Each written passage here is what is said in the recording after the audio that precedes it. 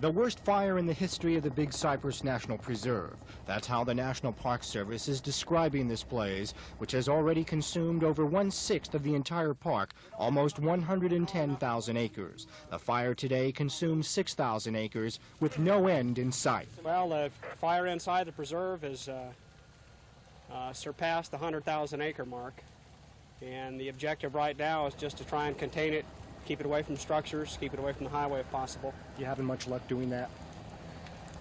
Pretty fair. The biggest problem we're having right now is the smoke and changes in wind directions. As you can see right now, this morning we've had, up until about 5 minutes ago, we had winds out of the south most of the time, so that kept the smoke and the fire away from the highway.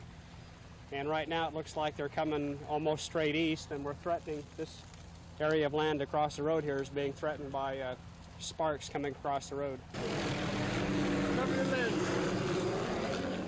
Helicopters were called in to drop water on the burning park.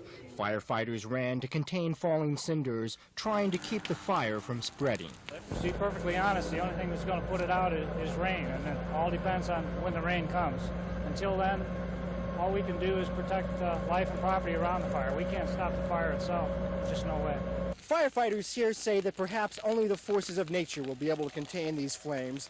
They say either all this dry tinder is going to burn out or it's going to rain. And they say that they are not optimistic that it will rain anytime soon. Al Sunshine, Channel 4 News in the Big Cypress National Preserve.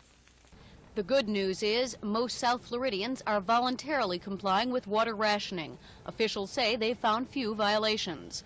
We made our own tour of Coral Gables and found the grass dry and the ornamental fountains empty, to the great disappointment of the local bird population. This resident says his lawn hasn't even been affected. Have you been watering at all? We don't water it. Ever? Ever. But the bad news is that Lake Okeechobee is shrinking. Usually 15 to 17 feet deep, it measured only 10.8 feet deep this morning. If it reaches only 3/10 of a foot lower, the lake won't be usable as a source of fresh water. And there's the ever-present danger of saltwater intrusion. That has water officials very worried. We need rainfall now.